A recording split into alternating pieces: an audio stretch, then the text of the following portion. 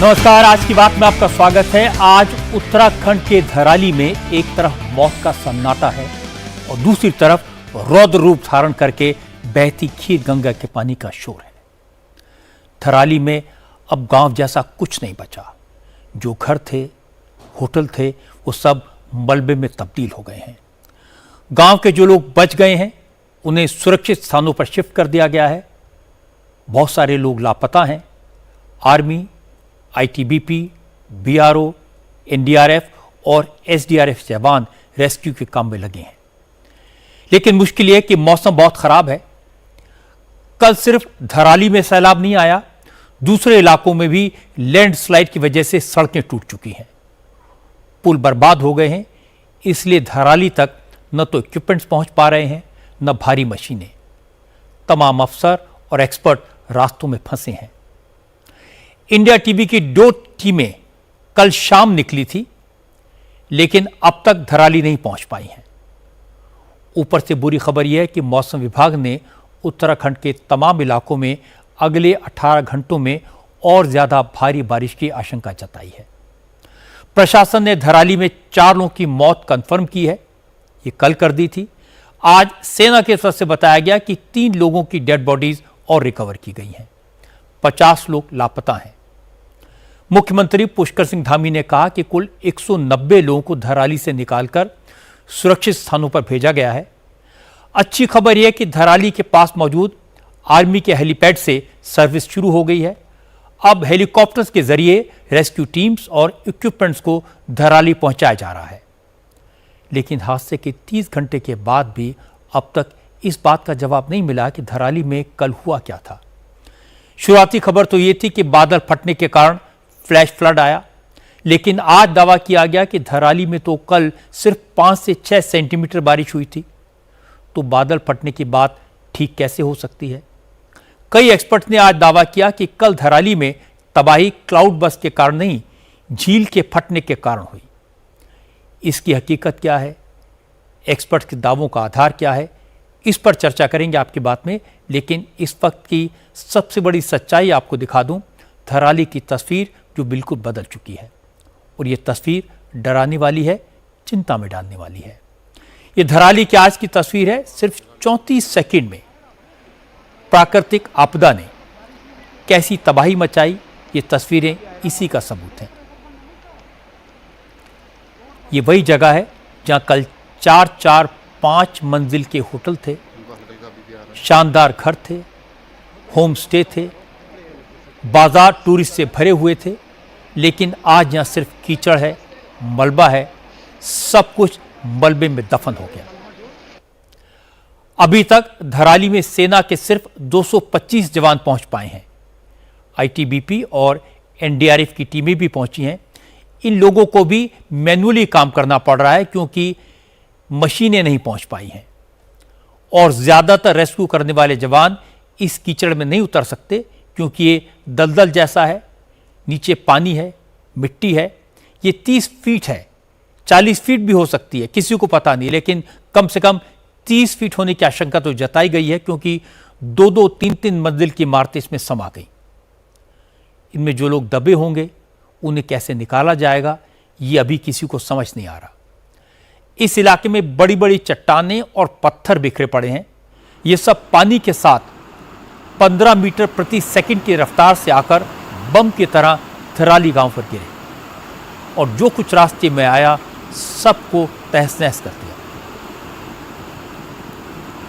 इन तस्वीरों को देखकर कोई नहीं कह सकता कि कल तक यहां कोई रिहायशी इलाका था। पूरे इलाके में सिर्फ एक मकान का खंडर बचा है, बाकी सारी की सारी इमारतें मिट्टी में मिल चुकी हैं। धराली का मशहूर पांडवकालीन कल्प केदार मंदिर भी आपदा का शिकार हो गया। दावा किया जाता है कि मंदिर करीब 1500 साल पुराना था। एक बार पहले भी धराली में सैलाब आया था तो मंदिर मलबे में दब गया। फिर खीर गंगा नदी ने रास्ता बदला तो मंदिर अपने आप बाहर निकल आया और कल के सैलाब में मंदिर भी गायब हो गया। धराली को मुखवा से जोड़ने वाला पुल भी खीर गंगा के पानी का फोर्स नहीं बर्दाश्त कर पाया और टूट गया। धराली में आए इस फ्लैश फ्लड में वही लोग बच पाए जो उस वक्त या तो इलाके में नहीं थे या फिर जिनकी किस्मत बहुत अच्छी थी, वक्त रहते सैलाब के रास्ते से हट गए। धराली से कुछ दूरी पर मुखवा गांव है। यहाँ के लोगों ने कल के भयानक मंजर को अपनी आंखों से देखा। इन लोगों ने क्या बताया, ये आप भी सुनिए। मेरे आंखों के सामने सेकंडों में गायब हो गई है, मिला ही नहीं। हम देखते देखते भागते भागते मतलब हम कैसे भी अपनी जान बचा पाए हैं। बहुत ही मुश्किल हालात थी, मतलब आंखों के सामने वो देखने के बाद ऐसा लग रहा है कि मतलब हम कैसे बचे हैं। बहुत ही मुश्किल हालात था सर, हम कैसे बचे हैं भगवान जाने। हम यहीं थे, धराली में ही थे सर। काम चल रहा था, हमारा काम कर रहे थे हम लोग। उस दौरान अचानक ही आया, सेकंडों नहीं लगी सर। बहुत ही बुरा हालात था, मतलब ऐसी दृश्य हमने कभी ज़िंदगी में देखी नहीं। उत्तराखंड में हम 22-23 साल से रह रहे हैं, पर ऐसा आपदा कभी नहीं देखी हमने। बहुत ही मुश्किल है। उसमें इतना भयंकर दैवीय आपदा है कि जिसमें कि लोगों को भागने तक का मौका नहीं मिला, और इसमें कि काफ़ी लोगों का मिसहैपनिंग होने की जो बात आई है सामने, बहुत भयंकर था। मुश्किल से 10 सेकंड का पूरा फ्लड था, उसके बाद नॉर्मल वाटर था। बहुत भयंकर, बहुत डरावनी। ऐसा का पत्थर का था ये तो पूरा, इसको तो पता ही नहीं चला, एकदम जबरदस्त में आ गई है। आदमी भाग भी नहीं पाया वहां से। उत्तराखंड के धराली में यह आपदा को 30 घंटे से ज्यादा वक्त गुजर चुका है। एक पूरा गांव पहाड़ से आए पानी और पत्थरों के मलबे के नीचे दबा हुआ है। आर्मी, आईटीबीपी, एसडीआरएफ, एनडीआरएफ के बहादुर जवान बेहद मुश्किल हालात में लोगों की जिंदगी बचाने के लिए कल से ही रात दिन बिना रुके जद्दोजहद कर रहे हैं। चूंकि इलाका बाकी दुनिया से पूरी तरह कट चुका है, सड़क के रास्ते यहां कोई मदद नहीं पहुंच पा रही, बिजली नहीं है, कम्युनिकेशन नेटवर्क डाउन है, इसलिए जो जवान आसपास के इलाकों में मौजूद थे वही आज दिन भर रेस्क्यू के काम में जुटे रहे। आर्मी के 225 जवान ग्राउंड पर सर्च, रेस्क्यू और रिलीफ का काम कर रहे हैं। कॉम्बैट इंजीनियर्स की टीम धराली पहुंच चुकी है और मलबा हटाने और रास्ता साफ करने में ये टीम मदद करेगी। सर्च और रेस्क्यू डॉग्स को हरसिल में डिप्लॉय किया गया है। किसी भी आपदा में पहले 24 घंटे गोल्डन पीरियड के तौर पर होते हैं। इस वक्त में ज्यादा से ज्यादा लोगों को जान से बचाया जा सकता है, लेकिन धराली का रेस्क्यू ऑपरेशन बहुत चैलेंजिंग है। एसडीआरएफ की टीम कई किलोमीटर पैदल चलकर पहाड़ों के रास्ते यहां पहुंची, लेकिन धराली के हालात बहुत खराब हैं। एक तरफ तेज रफ्तार से बहती हुई खीर गंगा नदी का पानी और दूसरी तरफ मलबे से बना दलदल। इस गीली मिट्टी में चलना बेहद मुश्किल है, इसलिए टीम की चादरें बिछाकर किसी तरह रास्ता बनाया जा रहा है। दलदल है जिसमें चलना बहुत ही असंभव है। सरकार, प्रशासन, सबके सामने बड़ा चैलेंज धराली पहुंचने का है। आज मुख्यमंत्री पुष्कर सिंह धामी का हेलीकॉप्टर भी 4 बार कोशिश करने के बाद लैंड कर पाया। कल जब हादसा हुआ था तब धामी तिरुपति में थे। शाम को 7 बजे देहरादून वापस पहुंचे, रात भर अधिकारियों के साथ मीटिंग की, रेस्क्यू ऑपरेशन पर नजर रखी और सुबह सुबह उत्तरकाशी पहुंच गए। वहां से हेलीकॉप्टर से धराली के लिए निकले, लेकिन मौसम खराब था, हेलीकॉप्टर लैंड नहीं कर पाया। 3 बार उत्तरकाशी लौटना पड़ा। दोपहर में जब मौसम ठीक हुआ तो पुष्कर सिंह धामी धराली पहुंच पाए। धामी ने पहले हेलीकॉप्टर से पूरे इलाके का सर्वे किया और इसके बाद नीचे उतरकर लोगों से बात की, रेस्क्यू के काम का जायजा लिया। पुष्कर धामी ने वो एक एक जगह देखी जहां तबाही हुई है। मुख्यमंत्री के साथ अफसरों की एक पूरी टीम भी धराली पहुंची है। अब ये लोग यहीं कैंप करके रेस्क्यू के काम को मॉनिटर करेंगे। आज आपदा में गंभीर रूप से घायल हुए लोगों को एयरलिफ्ट किया गया। धामी ने उनसे भी बात की, उन्हें हौसला दिया। पुष्कर सिंह धामी ने अभी उत्तरकाशी में ही कैंप करने का फैसला किया है। हालात देखने के बाद धामी ने कहा, कल पहाड़ से एक बार मलबा नीचे नहीं आया, बल्कि 6 बार ऐसा हुआ। अभी भी ऊपर से लगातार पानी आ रहा है, इसलिए चैलेंज बहुत बड़ा है। जो हालात हैं उनमें रेस्क्यू और रिलीफ का काम आसान नहीं है। मुख्यमंत्री ने कहा कि इलाके का सारा इंफ्रास्ट्रक्चर खत्म हो चुका है, न बिजली है, न मोबाइल टावर्स बचे हैं। ऐसे में रेस्क्यू के साथ हालात को नॉर्मल करना उनकी प्राथमिकता है और वो वॉर फुटिंग पर इस काम को करेंगे।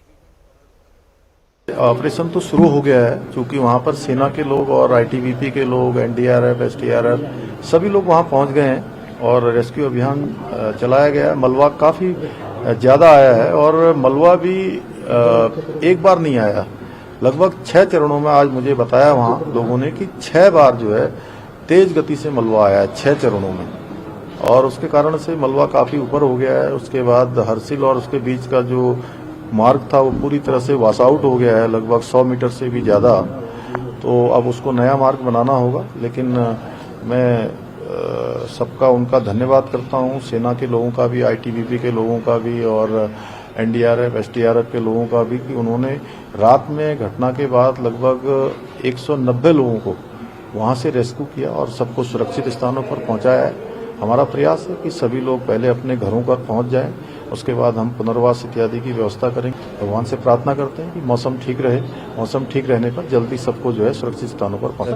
पर्वतीय क्षेत्र है और पर्वतीय क्षेत्र में रोड बनाना कठिन काम होता है, ऊपर से मौसम की चुनौती है। जब तक, चूंकि वहां पहुंचने के लिए, मशीनें पहुंचाने के लिए, बैली ब्रिज पहुंचाने के लिए, अन्य साधन पहुंचाने के लिए, रोड भी उससे पहले भी अनेक स्थानों पर रोड जो है हमारा जो है भूस्खलन की चपेट में आ गया है। इसलिए हमारे लिए थोड़ा ये चुनौतीपूर्ण हो रखा है, लेकिन हम लोग मिलकर इस चुनौती को भी, इस बाधा को भी पार करेंगे। धराली में जो हालात थे वो आपने देखे, लेकिन हर्षिल और इसके आसपास के इलाके जो इस आपदा में फंसे, उनमें जो लोग बच गए उन तक मदद पहुंचाना भी मुश्किल हो रहा है, क्योंकि मौसम ने हेलीकॉप्टर्स का रास्ता रोक दिया है। लैंडस्लाइड से सड़कें टूट गई हैं, गाड़ियों के रास्ते भी बंद हैं।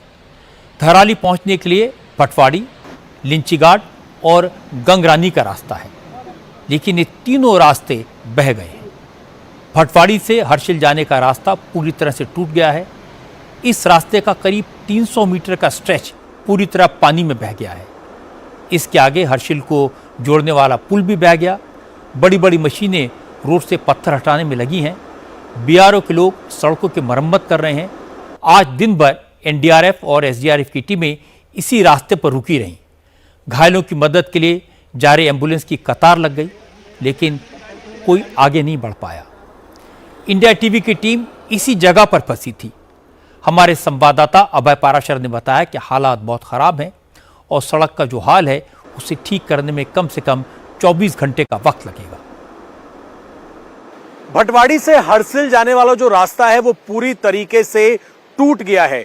2 जगह पूरी तरीके से सड़क जो है वो मलबे में तब्दील हो गई है, सड़क धंस गई है, जिसको सही करने का काम फिलहाल किया जा रहा है। ये आप देखेंगे हर्सिल जाने वाला रास्ता यहां से तकरीबन 40 से 50 किलोमीटर के आसपास है, जहां पर इस तरीके की ये आपदा आई।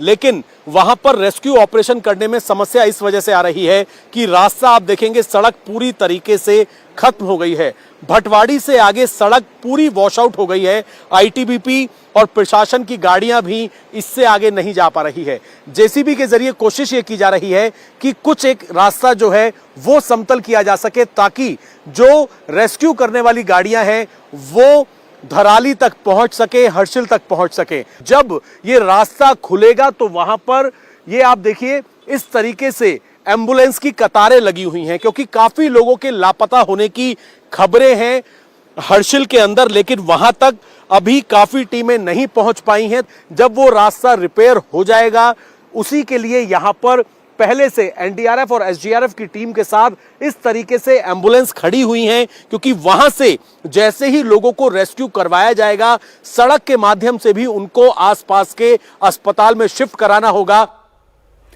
सड़क को जल्दी से जल्दी रिपेयर करने की कोशिश में लगी बीआरओ की टीमें जेसीबी की मदद से मलबा हटा रही हैं। दिक्कत यह है कि सड़क सिर्फ एक जगह नहीं बल्कि कई जगह टूटी है। चूंकि लैंडस्लाइड का खतरा बना हुआ है, इसलिए एक्सप्लोसिव का इस्तेमाल नहीं किया जा सकता। सड़क पर गिरी बड़ी बड़ी चट्टानों को मैनुअली ड्रिल करके तोड़ तोड़कर हटाया जा रहा है। लोग जहाँ स्लाइड आया वहाँ पर अपना इक्विपमेंट लगा रहे हैं, कहीं से हायर किए हुए हैं भी हैं, कुछ कंट्रैक्टर का भी इक्विपमेंट लगाए हुए हैं। जिस लोकेशन पर अभी है ये लगभग 2 से 2.5 घंटे में थ्रू हो जाएगी रास्ता। इससे आगे 5 किलोमीटर पर एक बेली ब्रिज, एक परमानेंट ब्रिज पास आउट हो गया है। वो 24.75 मीटर का था।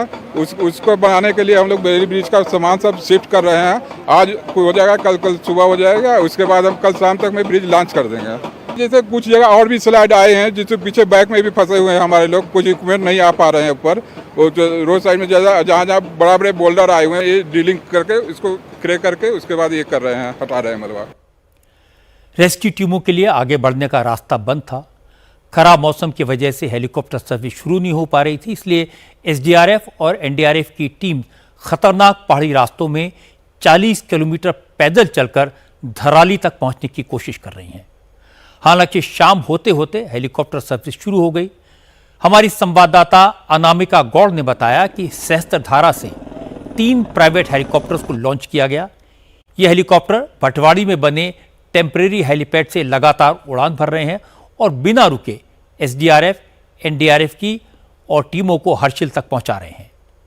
क्योंकि हर्षिल में कल क्लाउड बस्ट हुआ था, आर्मी कैंप का हेलीपैड बर्बाद हो गया था, लेकिन सिर्फ 14 घंटों में हेलीपैड को रिपेयर कर दिया गया। मौसम खराब है, इसलिए भारी हेलीकॉप्टर का उड़ान भरना फिलहाल मुमकिन नहीं है। चिनूक जैसे बड़े हेलीकॉप्टर फिलहाल जौलीग्रांट, चंडीगढ़ और सरसावा में स्टैंड बाई मोड में हैं। इन हेलीकॉप्टर्स के जरिए हेवी मशीनरी को हर्षिल तक पहुंचाया जाएगा। लेकिन बुरी खबर यह है कि मौसम विभाग ने उत्तरकाशी में अगले 18 घंटे तक भारी बारिश की आशंका जताई है। अगर फिर से भारी बारिश हुई तो रेस्क्यू के काम पर बहुत असर पड़ेगा।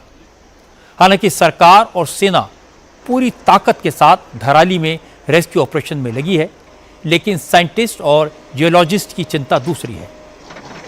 कुछ वैज्ञानिकों का दावा है कि धराली में तबाही बादल फटने के कारण नहीं हुई। यह आपदा ऊंचाई वाले इलाकों में बनी झीलों के फटने के कारण हुई। इन वैज्ञानिकों का तर्क है कि अगर बादल फटता तो पानी और मलबा एक बार में आता, लेकिन धराली में 6 बार भारी स्पीड के साथ पानी और मलबा आया। ऐसा तभी हो सकता है जब ऊंचाई वाले इलाके में लैंडस्लाइड हुए हों और हर बार लैंडस्लाइड के साथ आर्टिफिशियल झील से बड़ी मात्रा में मलबा और पानी रिलीज हुआ हो। एक्चुअली में जब हम क्लाउड बर्स्ट बोल रहे हैं तो मैंने मानो वहाँ कोई क्लाउड बर्स्ट हुआ है, क्योंकि जो पानी आया हुआ, जो फ्लड आया वो काफी ऊपर से आया है। एक तो वहाँ पर जो है, जो वैली जो है नैरो वैली है, पहले फॉरेस्ट लैंड में काफ़ी है, उसके ऊपर से ग्लेशियर जो है, ग्लेशियर एरिया पूरा पोर्शन आ जाता है ऊपर को। तो मुझे लगता है कि बारिश और बीच में रास्ते में जो है एकदम से जो है कई लैंडस्लाइड छूट गए हैं। जो पुराने लैंडस्लाइड या जो आप अगर आप सैटेलाइट इधर देखो तो साफ पता चलता है कि लैंडस्लाइड कटिंग वहाँ जो इन्वायरमेंट थे वैली के वो बहुत कटे हुए हैं। तो हो सकता है कि कुछ दिन के लिए या कुछ घंटे के लिए या एक दिन के लिए कहने से तो पानी कितना था, रिवर चौक हो गई है, तो उसमें पानी बढ़ता रहा, उसको एक्सेस पानी गए तो उसमें उसको पानी पहुँच गया, फिर फोर्स मारा आगे को, तो इससे सडनली वो जो है वो टूट गया। या उसका जो बोल्डर का रहा जो है लूज, मैं टेम्परेरी की बात करता हूँ तो लूज मेटेरियल रहा, तो इससे ज़्यादा एक्सेस पानी से वो टूट करके एकदम से सडनली उसने जो है आगे वो हिट करके पूरा नीचे आ गया। दूसरे कारण की बात कर रहा हूँ कि ऊपर हमारे ग्लेशियर एरिया है, दो ग्लेशियर इस वैली में गए, 2 ग्लेशियर हैं, एक 2 हैंगिंग ग्लेशियर हैं जो साइड में छोटे हुए हैं। तो हो सकता है कि मोबिलाइज हो गया है। आजकल बारिश भी बहुत हुई, पिछले काफ़ी बारिश हो रही, पीछे उसको कोई पुश मिल गया हो गया, या कोई रॉक का जो सॉरी ग्लेशियर चंक टूट का आ गया स्लीपर होकर के, किसी ने उसको पुश किया और वो जो है सबको नीचे खींच सके। एक बार उसको रास्ता मिल गया, स्लोप मिल गया, तो वो अपने साथ जो जितना भी उसमें पानी था साथ का जो मटेरियल है सिरमन ले करके वो सब नीचे एक आप सुनते हैं फ्लड का रूप उसने ले लिया। लेकिन कुछ एक्सपर्ट्स इस तर्क से सहमत नहीं हैं। उनका कहना है कि असल में कल धराली के आसपास 3 जगह पर बादल फटे, इसलिए अचानक तेजी से पानी आया, कई बार आया, और चूंकि धराली में घनी आबादी थी, नदी के किनारे होटल्स थे, इसलिए धराली में तबाही ज्यादा हुई। पर ये जो एरिया है, या अगर आप पूरा नक्शा देखें जिससे कि आसानी से समझ में आ जाए कि किस जगह पर हुआ है, तो ये उत्तराखंड में हुआ है, ये उत्तरकाशी के आसपास। और इसको दूसरे मैप में हम देखेंगे कि तो ये जो एक सर्कल है, तो इसके बीच में ही 3 क्लाउड बस्ट हुए हैं। एक हुआ है धराली में हुआ है, एक हरसिल में हुआ है और एक सुक्खी पे हुआ है। तो उनको भी अलग अलग अगर हम देखें तो उसको मैप में मैं दिखाने की कोशिश करूंगा आपको। ये 3 पॉइंट है। ये धराली है, जहां पर मेन जो भी आप देख रहे होगे टीवी वगैरह में जितने भी विजुअल्स आ रहे हैं, वो जो वीडियो है वो इसी जगह का है। दूसरा हरसिल है और तीसरा ये सुखी टॉप है। 3 जगह पर ये क्लाउड बस्ट हुआ है, लेकिन क्योंकि धराली में सबसे ज्यादा आबादी थी, सबसे ज्यादा मकान, होम स्टे और होटल यहीं पर थे, तो सबसे ज्यादा नुकसान यहां पर हुआ है। पानी ऐसा नहीं है कि कोई बैलून या गुब्बारे टाइप कोई चीज है, बादल जो जिसमें अगर बीच में से उसमें चीरा लग गया और वो पानी गिर गया, ऐसा नहीं होता। जब जो नॉर्मल बादल होता है उसमें जो बारिश होती है, लगातार जो मूसलाधार बारिश होती है, उसको बादल फटना कहते हैं। यानी एक तरह से एक टर्मिनोलॉजी बना दी है कि अगर 100 मिलीमीटर या उससे ज्यादा की बारिश 1 घंटे में हो जाती है तो उसको बादल फटना कहते हैं। तो ये जो जगह है आप देख रहे हैं, ये गंगा की नदी है और यहां से ये जो पानी है, ये जो पूरा एरिया है, यहां पर ये पूरा फ्लडिंग जो आप देख रहे हैं, जो पूरा एक तरह से जो मिट्टी और गारा था इस जगह आया। तो यहां से इस तरह से ये जब ऊपर जब ये मतलब देखा जाए तो इस जगह पर एलिवेशन जहां से ये आया है, एलिवेशन था यानी ऊंचाई थी 12,000 फीट के आसपास, और ये जो जगह है धराली, ये 8,000 फीट के आसपास है। यानी कि 4,000 फीट की जो ढलान थी उससे होता हुआ ये पूरा मलबा और पानी आया है और उसके साथ साथ ये सारे इलाकों को समेटता हुआ ले गया है। कुछ एक्सपर्ट्स इस तबाही को मैन मेड डिजास्टर बता रहे हैं। उनका कहना है कि जब नदी का रास्ता रोका जाएगा, नदी के किनारों पर कंस्ट्रक्शन होगी, तो इसी तरह के हादसे होते रहेंगे। बादल पहले भी फटते थे, झीलों से ओवरफ्लो पहले भी होता था, लेकिन इस तरह की तबाही नहीं होती थी। लेकिन अब नदी के रास्ते में बिल्डिंग्स बन गई, इसलिए नुकसान ज्यादा हुआ। Well, these are the results of a number of factors, and those number of factors include these cloud bursts, incessant rains, then lack of proper drainage. Even the river, its right of way has been considerably reduced. मान लो आपने वो laces waterway से निकाला कि इतने discharge को 100 year flood को 100 metre river को चाहिए, तो 100 मीटर इस तरफ और 100 मीटर दूसरी तरफ, ये 300 मीटर में कोई कंस्ट्रक्शन एक्टिविटी नहीं होनी चाहिए। ये मानिए कि उसके 4 कॉलम्स अगर बिल्डिंग के हैं तो 1 कॉलम नदी के अंदर है। I still believe these floods and catastrophe that is occurring, it's man-made to a great extent. तो भाई क्लाइमेट चेंज तो होनी है, पर इसका मतलब ये तो नहीं है कि आप नदी के घर में घुस जाओ। नदी जब वापस घूमती है, अब खीर Ganga in a way its route has been slightly diverted on its own. आपने इधर कंस्ट्रक्शन कर दी, रोक दिया, पानी घूम गया। जिस दिन वो नदी अपने मायके आ गई, फिर आपके पास जवाब नहीं है। दून यूनिवर्सिटी के नित्यानंद हिमालयन रिसर्च सेंटर के प्रोफेसर डीडी चुनियाल एक्सपर्ट्स की इस बात से सहमत हैं कि सिर्फ क्लाउड बस्ट की वजह से धराली में सैलाब नहीं आया। प्रोफेसर चुनियाल ने सैटेलाइट इमेज के जरिए यह समझाने की कोशिश की कि धराली में तबाही का सैलाब क्यों आया, कैसे आया। खीर गंगा जो है वो 4,000 मीटर से भी अधिक ऊंचाई से निकलती है और फिर भागीरथी में मिलती है। ये पूरा उद्गम स्थल जो है बर्फीला है, बर्फ से ढका हुआ है। ये ग्लेशियर है, ये ग्लेशियर हैं, छोटे छोटे ग्लेशियर हैं, बहुत बड़े ग्लेशियर नहीं है। ग्लेशियर के बीच बीच में मोरेनिक मटेरियल है और इन मोरेनिक मटेरियल के बीच बीच में कहीं कहीं पर छोटी छोटी जो है ताल बने हुए हैं, बहुत सारे ताल हैं। ये ब्लू ब्लैक स्पॉट जो आप दिखाई दे रहे हैं, ये ताल हैं। मेरे को ऐसा लगता है कि इस एरिया में कोई छोटा मोटा ताल, बर्फ पिघली, बर्फ पिघलने के साथ साथ बारिश भी हुई, उसमें और दोनों चीज़ें एक्युमुलेट हुई, उसके कारण एक ताल भरे और कोई ताल टूट गया, छोटा सा पौंड कहे या जो भी ग्लेशियर पौंड कहिए, टूट गया। उसने आगे वाले ताल को और पुश किया होगा और उसके बाद और भी ताल टूटे होंगे, छोटे मोटे गड्ढे मड्ढे भरे होंगे, वो टूटे। और उसके टूटने के बाद क्या है कि बहुत तेज़ी से वो मलबा, वो पानी जो है एक्युमुलेट जब हुआ तो उस एक्युमुलेशन में ये जो ग्लेशिएटेड मटेरियल है, लूज मटेरियल है, ये बोल्डर हैं, पेबल्स हैं, ग्रेवल्स हैं, ये मटेरियल लूज मटेरियल जो है वो पानी उसको तेज बहा करके इस तीव्र ढाल वाले ग्रेडियंट वाले नदी में बहाते हुए लाया। ये देख रहे हैं आप कितना तीव्र ढाल है और कितना फोर्स रहा होगा, इसका आप कल्पना कर सकते हैं कि कितना बड़ा फोर्स रहा होगा। और रास्तों में और भी मटेरियल इसमें और ज्वाइन होता चला गया, ये बढ़ते चले गए और इतनी तेज़ी से ये पानी ऊपर से मलबे के साथ आया और आ करके ये धीरे धीरे, ये देखिए आप यहाँ पर, ये है आपका धराली गांव। यहाँ पर इतना तेजी से राक्षस की तरह ये मटेरियल आया है, काला पानी, बिल्कुल बोल्डर्स, पेबल्स, ग्रेवल्स को लेते हुए बहुत तेजी से इसने फोर्स मारा है इस जगह पर। अब मैं आपको यहाँ पर बताता हूँ कि ये पानी इधर क्यों आया। आज तो नदी तो पहले इधर को ऐसे बह रही थी, लेकिन ये इधर क्यों आया। वास्तव में देखा जाए, नदी का जो नेचुरल, प्राकृतिक, ओरिजिनल कोर्स है वो यही है। ये यहाँ से यहाँ, ये नदी का कोर्स है और नदी ने अपने मार्ग को प्रशस्त किया है। यह हादसा बादल फटने से हुआ या फिर झील के टूटने से? इससे ज़्यादा इम्पोर्टेंट यह है कि धराली में इतना ज़्यादा नुकसान क्यों हुआ। क्या यह आपदा मैन मेड है? क्या ये इंसानों की गलती है? असल में मैंने इस आपदा के बाद धराली के बारे में जानकारी हासिल की। पता लगा कि धराली में इस तरह का सैलाब कई बार आया है। सबसे बड़ा सैलाब 1978 में आया था। उस वक्त ज़्यादा तबाही नहीं हुई थी क्योंकि तब नदी, खीर गंगा नदी के किनारे न तो ज़्यादा आबादी थी, न होटल्स बने थे। लेकिन 1978 में नदी के साथ जो मलबा आया, जो चट्टानें आई, उससे नदी का रास्ता रुका।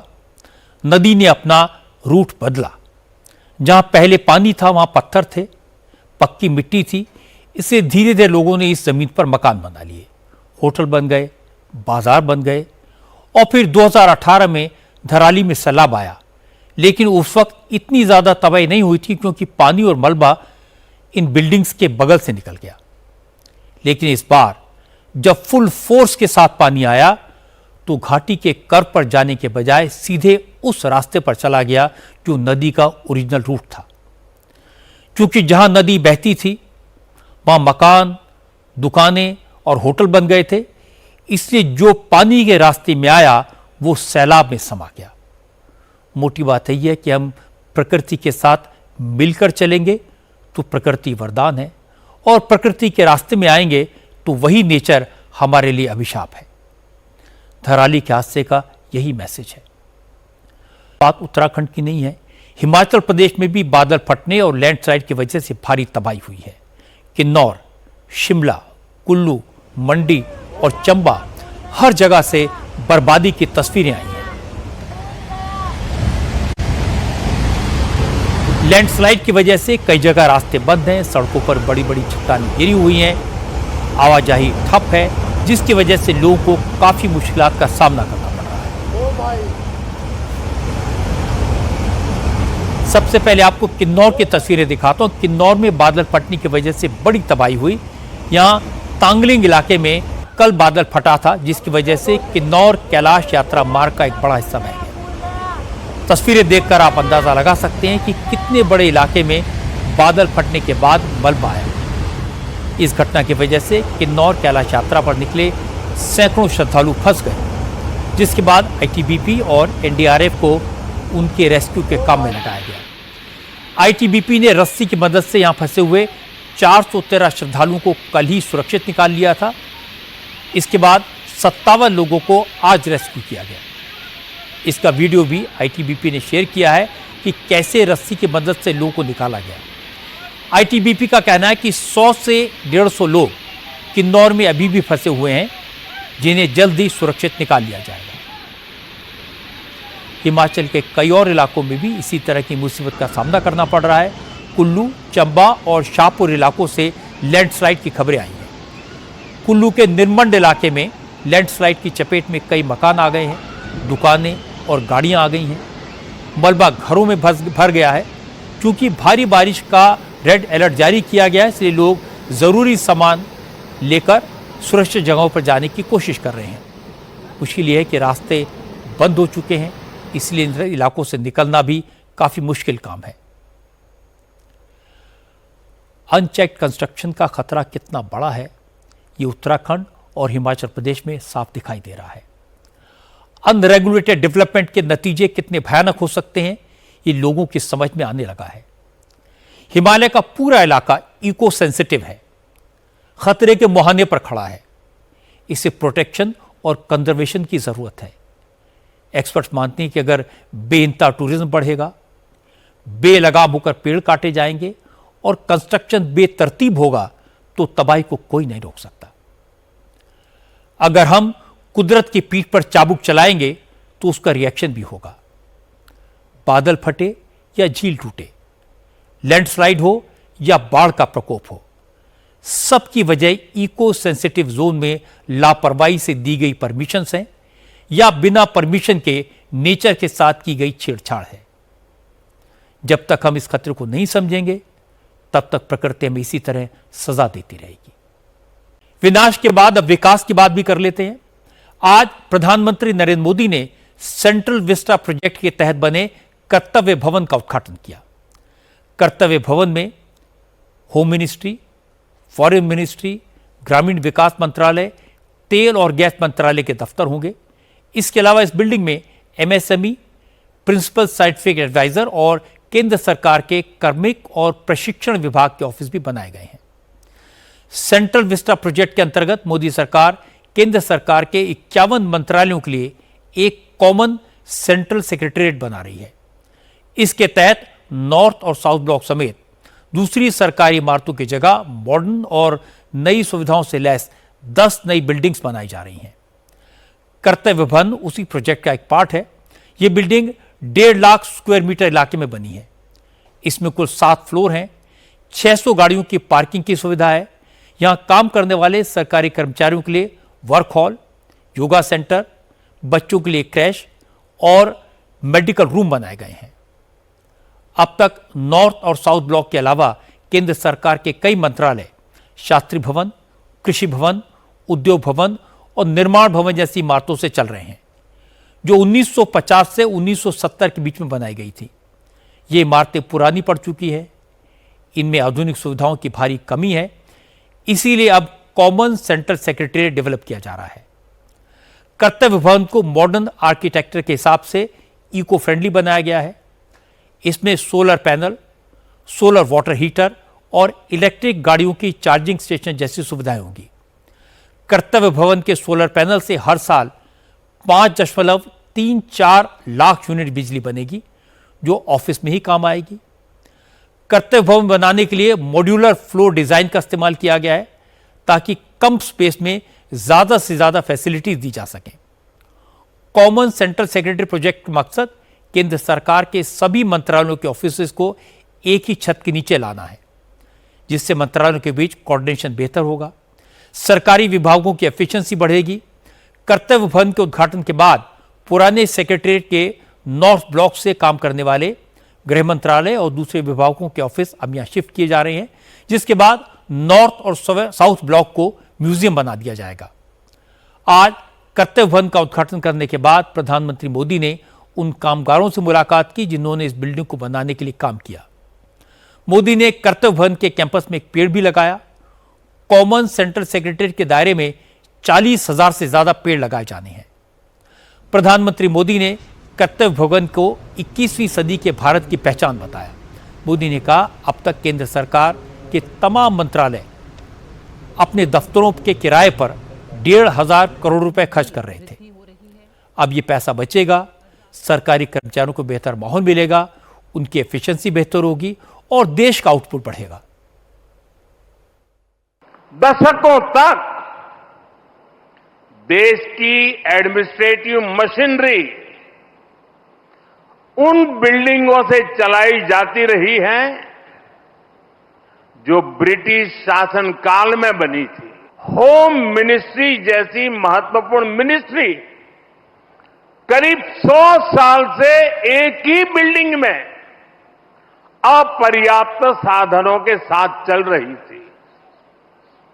इतना ही नहीं, भारत सरकार के अलग अलग मंत्रालय दिल्ली के 50 अलग अलग जगहों से चल रहे हैं। में से बहुत सारे मंत्रालय तो किराए की बिल्डिंग में है। मोटा मोटा हिसाब लगाएं तो 1,500 करोड़ रुपया प्रति वर्ष इसमें जाता है। इतनी बड़ी राशि भारत सरकार अलग अलग मंत्रालयों के सिर्फ किराए पर खर्च कर रही है। साथियों, 21वीं सदी के भारत को 21वीं सदी की आधुनिक व्यवस्थाएं चाहिए, इमारतें भी चाहिए। ऐसी इमारतें जो टेक्नोलॉजी, सुरक्षा और सुविधा के लिहाज से बेहतरीन हो, जहां कर्मचारी सहज हो, फैसले तेज हो और सेवाएं सुगम हो। इसलिए कर्तव्य पथ के आसपास एक होलिस्टिक विजन के साथ कर्तव्य भवन जैसी विशाल इमारतों का निर्माण किया जा रहा है। नरेंद्र मोदी ने अंग्रेजों के जमाने के बने कानून बदल दिए, अंग्रेजों के जमाने की बनी पार्लियामेंट को बदल दिया, अंग्रेजों के जमाने की बनी बिल्डिंग्स को अब बदला जा रहा है, अंग्रेजों के ज़माने के काम करने के तरीके को बदला है। इसलिए बात सही है कि केंद्र सरकार के ऑफिस पूरी दिल्ली में जगह जगह फैले हुए थे। ज़्यादातर ऑफिस कई साल से किराए की बिल्डिंग्स में चल रहे हैं। इसलिए कर्तव्य भवन के बनने से पहला फ़ायदा तो ये होगा कि किराए में जा रहा 1,500 करोड़ रुपया बचेगा। इसके अलावा फाइलें लाने ले जाने के लिए रोज़ 10,000 से ज़्यादा कर्मचारी एक दफ्तर से दूसरे दफ्तर का चक्कर लगाते हैं। रोज 500 से ज्यादा गाड़ियां इसी काम के लिए चलती हैं। इसमें भी करोड़ों का डीजल पेट्रोल खर्च होता है, वक्त की बर्बादी होती है और सरकारी काम देर से होता है। फाइल नहीं आई इसका एक्सक्यूज लिया जाता है और पॉल्यूशन तो बढ़ता ही है। कर्तव्य भवन बनने से यह सब कुछ बचेगा, सरकारी काम में स्पीड आएगी, अफसरों की एफिशिएंसी बढ़ेगी। इसीलिए प्रधानमंत्री ने कहा कि कर्तव्य भवन का नाम अफसरों को उनके दायित्व की याद भी दिलाएगा। नई बिल्डिंग्स को नई तकनीक से बनाया गया है, जिसमें बिजली की खपत कम होगी। सोलर पैनल्स की मदद से कई इमारतें अपनी जरूरत की बिजली खुद बना लेंगी। इससे भी सरकारी खजाने को फायदा होगा, जनता का पैसा बचेगा। मोदी ने सारी सुविधाओं से लैस कर्तव्य भवन बना दिया। अब कर्तव्य निभाने की जिम्मेदारी उन अफसरों की है जो यहां पर काम करेंगे। आज एक बड़ी खबर आई, ये कंफर्म हो गया कि प्रधानमंत्री नरेंद्र मोदी इस महीने के अंत में चीन के दौरे पर जाएंगे। 2020 में गलवान घाटी की लड़ाई के बाद मोदी का यह पहला चीन दौरा होगा। 31 अगस्त को चीन के टियानजिन शहर में एससीओ समिट होने वाला है। मोदी इसमें हिस्सा लेंगे। बड़ी बात यह कि इस दौरान मोदी रूस के राष्ट्रपति पुतिन और चीन के प्रेसिडेंट जिनपिंग से 1-to-1 मीटिंग भी कर सकते हैं। इससे पहले प्रधानमंत्री नरेंद्र मोदी पिछली बार अक्टूबर 2019 में चीन के दौरे पर गए थे। 2020 में गलवान कॉन्फ्लिक्ट के बाद भारत और चीन के रिश्तों में तनाव था। हालांकि पिछले साल अक्टूबर में भारत और चीन ने सीमा विवाद सुलझाने की बात कहकर डी एस्केलेशन का ऐलान किया था। इसके बाद प्रधानमंत्री मोदी रूस के कजान शहर में ब्रिक्स समिट के दौरान शी जिनपिंग से मिले थे। अब चीन जाने से पहले 30 अगस्त को मोदी जापान जाएंगे। टोक्यो में जापान के प्रधानमंत्री शिगेरू किशिबा के साथ समिट मीटिंग करेंगे। प्रधानमंत्री मोदी के चीन दौरे से पहले national security advisor Ajit Doval, रक्षा मंत्री राजनाथ सिंह और विदेश मंत्री एस जयशंकर भी हाल ही के दिनों में चीन का दौरा कर चुके हैं। सीमा पर तनाव कम करने के बाद दोनों देश धीरे धीरे रिश्ते नॉर्मल करने में जुटे हैं। चीन ने कैलाश मानसरोवर यात्रा फिर से शुरू करने की परमिशन दे दी है। दोनों देश एक दूसरे के नागरिकों के लिए टूरिस्ट वीजा भी इशू कर रहे हैं। लेकिन बड़ी बात है कि प्रधानमंत्री मोदी का ये चीन दौरा ऐसे वक्त में हो रहा है जब ट्रेड, टैरिफ और रूस से तेल खरीदने को लेकर प्रेसिडेंट ट्रंप लगातार चीन और भारत को टारगेट कर रहे हैं। इसलिए मोदी के चीन दौरे को ट्रंप के हमलों का डिप्लोमेटिक जवाब माना जा रहा है। प्रधानमंत्री मोदी छठी बार चीन जाएंगे और 70 साल में इतनी बार चीन जाने वाले पहले प्रधानमंत्री हैं। मोदी ने प्रधानमंत्री बनने के बाद से लगातार चीन से रिश्ते सुधारने की कोशिश की, लेकिन फिर आपको याद है गलवान की घटना हुई। चीन के साथ भारत के रिश्तों में तल्खी आई। कई साल की कोल्ड वॉर्स के बाद रूस में मोदी और जिनपिंग की मुलाकात हुई। रिश्ते एक बार फिर से सुधरते दिखाई दिए। फिर ऑपरेशन सिंदूर के दौरान चीन ने पाकिस्तान को हथियार दिए। रिश्ते फिर से बिगड़ने की नौबत आ गई। बाद में पता चला कि चीन ने रियल टाइम इंटेलिजेंस के आधार पर पाकिस्तान को समझाया था कि सीज फायर मांगने में ही उसकी भलाई है। इसका पूरा सच आने में तो वक्त लगेगा, लेकिन मोदी के चीन जाने से एक नए चैप्टर की शुरुआत होगी। और ट्रंप का सबसे बड़ा डर यही है कि अगर इंडिया, चाइना और रशिया एक साथ आ गए तो एक बहुत बड़ी ताकत, बहुत बड़ी महाशक्ति बन जाएगी। इस बीच अब से थोड़ी देर पहले एक और बड़ी खबर आई।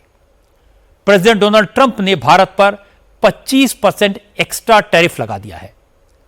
ट्रंप ने एक एग्जीक्यूटिव ऑर्डर जारी किया है जिसमें उन्होंने कहा कि रूस से तेल खरीदने की वजह से वो भारत पर 25% एडिशनल टैरिफ लगा रहे हैं। इससे पहले ट्रंप ने 30 जुलाई को भारत पर 25% टैरिफ लगाने का ऐलान किया था और कहा था कि वो भारत पर पेनल्टी भी लगाएंगे। और आज उन्होंने भारत पर 25% एडिशनल टैरिफ लगाने का ऑर्डर जारी कर दिया। यह एडिशनल टैरिफ 21 दिन बाद लागू होगा। टैरिफ के नए बोझ की वजह से भारत से अमेरिका जाने वाला सामान अमेरिका में महंगा हो जाएगा, जिससे अमेरिका को भारत का एक्सपोर्ट कम हो सकता है। ट्रंप के नए टैरिफ का असर भारत के फार्मा, स्टील, सी फूड और टेक्सटाइल सेक्टर पर ज्यादा पड़ेगा। जेम और ज्वेलरी एक्सपोर्ट को भी ट्रंप के नए टैरिफ रेट से झटका लग सकता है। वहीं ट्रंप के एडिशनल टैरिफ के ऐलान को भारत ने दुर्भाग्यपूर्ण बताया, अनफॉर्चुनेट कहा। एक बयान में विदेश मंत्रालय के प्रवक्ता ने कहा कि भारत की तरह कई और देश भी हैं जो रूस से तेल खरीद रहे हैं। इसके लिए से भारत को निशाना बनाना ठीक नहीं है, ये अतार्किक है, समझ से परे है। विदेश मंत्रालय ने कहा कि भारत अपने 1 अरब 40 करोड़ नागरिकों के हितों के हिसाब से फैसले लेता है और आगे भी भारत अपने नेशनल इंटरेस्ट के साथ कोई समझौता नहीं करेगा। हालांकि भारत ने साफ कर दिया कि वो ट्रंप के टैरिफ ब्लैकमेल में नहीं फंसेगा, क्योंकि ट्रंप बार बार कह रहे हैं कि भारत रूस से तेल खरीद रहा है, इसलिए वो भारत पर टैरिफ बढ़ा रहे हैं। लेकिन इसी दौरान national security advisor Ajit Doval रूस के दौरे पर मॉस्को पहुंच गए हैं। मॉस्को में डोवल प्रेसिडेंट पुतिन और रूस के दूसरे बड़े अधिकारियों के साथ बात करेंगे। भारत रूस के तेल का दूसरा बड़ा खरीदार है। भारत अपनी जरूरत का 42% तेल रूस से इंपोर्ट करता है। इसके अलावा भारत अपना करीब 40% डिफेंस इक्विपमेंट भी रूस से खरीदता है। ट्रंप चाहते हैं कि भारत रूस के बजाय अमेरिका से ऑयल खरीदे, अमेरिका से डिफेंस इक्विपमेंट खरीदे। लेकिन अजीत डोवल का मॉस्को दौरा प्रेसिडेंट ट्रंप के लिए साफ संकेत है कि भारत का रुख क्या है, भारत का इरादा क्या है। इंटरेस्टिंग बात है कि डोवल जब मॉस्को में उसी वक्त प्रेसिडेंट ट्रंप के स्पेशल एनवॉय स्टीव विटकॉफ भी प्रेसिडेंट पुतिन से मिलने के लिए मॉस्को पहुंचे हैं। अब बात करते हैं पार्लियामेंट की। पार्लियामेंट में आज फिर हंगामा हुआ। वोटर लिस्ट के इंटेंसिव रिवीजन के इशू पर चर्चा की मांग हुई। संसद में विपक्ष ने हंगामा जारी रखा। विपक्ष चर्चा कराने पर अड़ा है और सरकार ने साफ कहा है कि इस इशू पर चर्चा नहीं हो सकती, इसलिए डेडलॉक बना हुआ है। सरकार का कहना है कि इलेक्शन कमीशन एक संवैधानिक संस्था है। सरकार तो चुनाव आयोग की तरफ से सदन में जवाब नहीं दे सकती। इसके अलावा वोटर लिस्ट रिवीजन का मामला सुप्रीम कोर्ट में भी पेंडिंग है, इसलिए इस इशू पर चर्चा नियमों के खिलाफ होगी। लेकिन विपक्ष सरकार के जवाब से संतुष्ट नहीं है, इसलिए लगातार हंगामा हो रहा है। लेकिन आज सरकार ने हंगामे के बीच ही राज्यसभा में एक बिल पास करवाया, इसलिए विरोधी दलों की बेचैनी और बढ़ गई। विपक्ष के शोर शराबे के बीच parliamentary affairs minister Kiren Rijiju ने कहा, विपक्ष के नेता भी सदन के नियम जानते हैं और वो सरकारी कामकाज रोकना चाहते हैं। सदन में चर्चा नहीं चाहते, इसलिए हंगामा कर रहे हैं।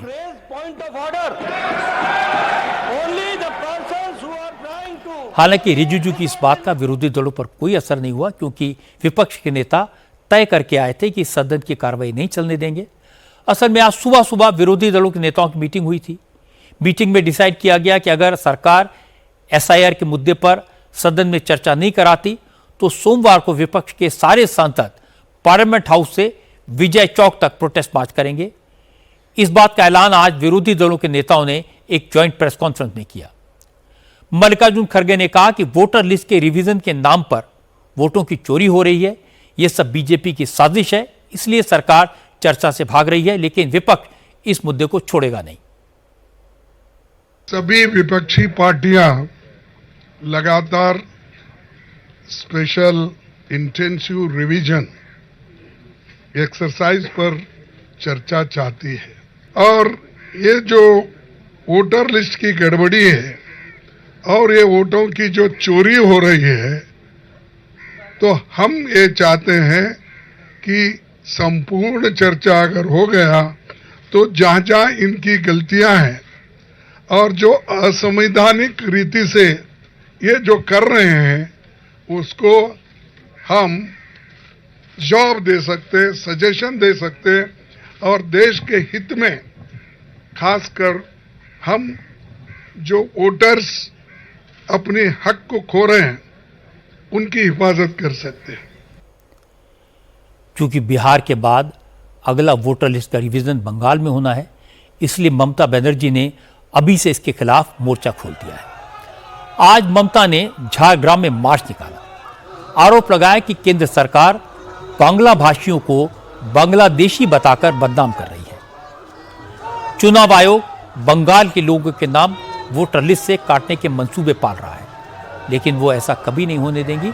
ममता ने कहा कि वोटर लिस्ट का रिवीजन के नाम पर बैकडोर से एनआरसी लागू करने की कोशिश हो रही है। ये बीजेपी की साजिश है, इससे बंगाल के लोगों को सावधान रहना होगा। ভোটের নাম যুদ্ধ কেন? এটা বিজেপির চালাকি। এর পেছনে এনআরসি চক্রান্ত আছে। সবাই ভালো করে শুনুন, মাথায় রাখুন। আসামে 7 লক্ষ বাঙালিকে বাদ দেওয়া হয়েছিল, যারা কিন্তু হিন্দু বাঙালিও ছিল। সংখ্যালঘুরা বাদ দিয়েছেন। লজ্জা করে না? ছি ছি ছি, এনআরসি ছি ছি ছি। এই ভোটার লিস্টের নামে বিজেপি পার্টি লিস্ট তৈরি করে একটা ভোটারের নাম যেন বাদ না যায়, এটা মাথায় সবাইকে রাখতে হবে। ভুলে যান পার্টি, ভুলে যান রাজনৈতিক দল, আপনার ঠিকানা আপনাকে রক্ষা করতে হবে। मजे की बात है कि सारे विरोधी दल बिहार में वोटर लिस्ट के रिवीजन को मुद्दा बना रहे हैं, लेकिन आज चुनाव आयोग ने बताया कि वोटर लिस्ट का ड्राफ्ट जारी होने के 6 दिन बाद भी किसी राजनीतिक दल की तरफ से एक भी ऑब्जेक्शन फाइल नहीं किया गया है। वोटर्स की तरफ से सिर्फ 3659 आपत्तियां आई हैं, जिनकी जांच की जा रही है। आप जानते हैं कि राहुल गांधी कभी वोट बढ़ने की बात करते हैं, कभी वोट घटने की बात करते हैं। वो कहते हैं कि वोट बढ़ने से बीजेपी जीत जाती है, वोट घटने से बीजेपी जीत जाती है। तो वोट कैसे बढ़ते हैं, मुझे लगता है इसका एक सबसे बड़ा एग्जाम्पल हम जम्मू कश्मीर के चुनाव से देख सकते हैं, जहां पहले 8 से 10% वोट पड़ते थे और इस बार 63% से ज्यादा वोट पड़े। उमर अब्दुल्ला ने इसके लिए इलेक्शन कमीशन को कॉन्ग्रेचुलेट किया और यह कहा कि निष्पक्ष चुनाव हुआ और इतना निष्पक्ष हुआ कि एक भी पोलिंग बूथ पर रीपोल कराने की जरूरत नहीं पड़ी। मुझे लगता है कि बाकी स्टेट्स जहां जहां चुनाव हुए हैं वहां के फिगर्स भी इलेक्शन कमीशन के बारे में इसी तरह की कहानी कहते हैं। इसलिए अगर एसआईआर के मुद्दे पर पार्लियामेंट में बहस हो गई, चर्चा हो गई, तो विरोधी दलों को लेने के देने पड़ जाएंगे। तेजस्वी यादव तो 2-2 कार्ड के चक्कर में फंस चुके हैं। राहुल गांधी महाराष्ट्र में वोट बढ़ने की हर बार नई फिगर देते हैं और इन सब बातों को इलेक्शन कमीशन कई बार काउंटर कर चुका है। वैसे भी मामला अब सुप्रीम कोर्ट के सामने है। आज योगी आदित्यनाथ ने बड़े मजेदार अंदाज में बीजेपी और समाजवादी पार्टी का फर्क समझाया। मैंने आपको कल दिखाया था कि आजकल समाजवादी पार्टी के नेता यूपी में जगह जगह पीडीए की पाठशाला लगा रहे हैं, जिसमें ए फॉर अखिलेश और डी फॉर डिंपल और एम फॉर मुलायम पढ़ाया जा रहा है। अखिलेश की इस पाठशाला का जवाब आज योगी ने मुरादाबाद में दिया। योगी ने कहा कि बीजेपी के लोग ग से गणेश पढ़ाते हैं और समाजवादी ग से गधा पढ़ाते हैं, इसलिए उनकी बुद्धि गधे जैसी हो गई है। पीडीए के नाम पर क्या पढ़ा रहे हैं? यानी समाजवादी पार्टी की सरकार है, याद करिए, यह वही सरकार है जब इसकी सरकार के समय ग से गणेश पढ़ाया गया था। पहले की बीजेपी की सरकार में, सर्वदेव कल्याण सिंह जी की सरकार में, तो समाजवादी पार्टी ने कहा था ग से गणेश नहीं, ग से गधा होता है, और इन्होंने बच्चों को क्या पढ़ाना शुरू किया था। और आज भी अ का मतलब अनार से नहीं, अमरूद से नहीं, अ से क्या पढ़ाया जा रहा है, ये समाजवादी पार्टी का पुराना संस्कार है, जहां पर भारतीय जनता पार्टी बच्चों को संस्कारों के साथ जोड़ करके विघ्नहर्ता ग से गणेश के नाम पर पढ़ाती थी। वहीं समाजवादी पार्टी ने गणपति की भी अवमानना करते इन्होंने ग से गधा पढ़ाने का काम किया था। तो स्वाभाविक रूप से गधे जैसी बुद्धि भी उनकी हो गई है। मानना पड़ेगा कि यूपी की राजनीति बहुत इंटरेस्टिंग है। समाजवादियों ने ए फॉर अखिलेश पढ़ाया, मौका मिलते योगी ने चौका मार दिया। अब समाजवादियों को योगी के हमले का जवाब नहीं सूझ रहा।